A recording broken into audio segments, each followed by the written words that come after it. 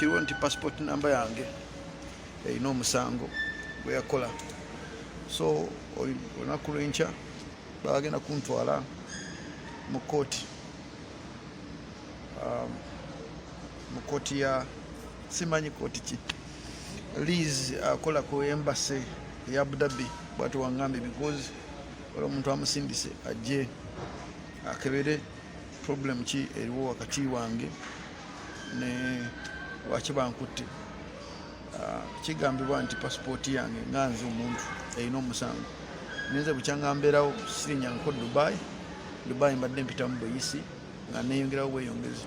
Ogwasookera ddala banali ngenda Turkey ne bankwata ne bangamba nkalinze passport y'aba Nigeria, ndi mu Nigeria nkalinze passport etali yange. The same still applies lwaleero. Era kintu kyekimu kye bangambye okufuluma Dubai nakusooka kutereeza emisango gye nazza mu Dubai. Sisulanga nko mu Dubai, si overstayinga nko mu Dubai, sifuluma nko kisalo kye Dubai. Bulijjo mpitawo mu buyisi nga nzija nempitawo nengenda, but this time around simanyi musango ki onazizza. Wamu ku bakulira embassy oba wamu ku bakozi ba embassy agamba nti bakebedde passport number yange nga yazza omusango gwe sitamanyi konkushuwa nti guli ki. Kyemmanyi nasembayo okubeera mu Dubai bangamba nkalinze passport etali yange.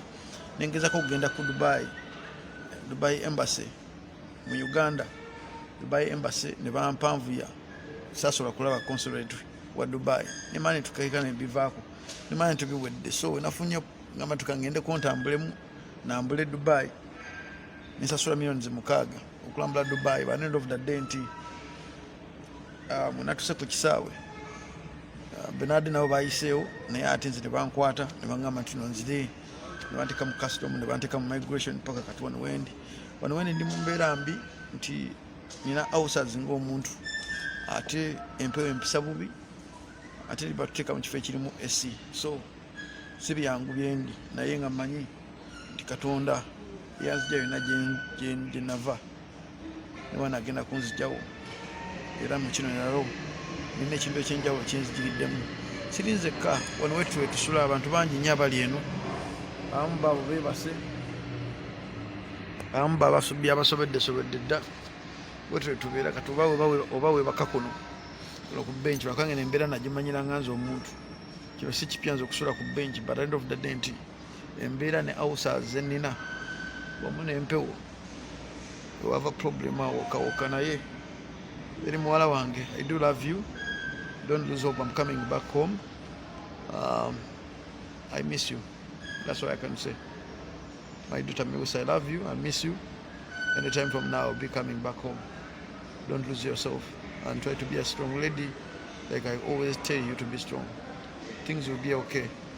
I know how it feels okulya nti taatawo ali somewhere watasobola kutuuka, but I do love you and I think I'll come back anytime from now. Take care my dear, I love you.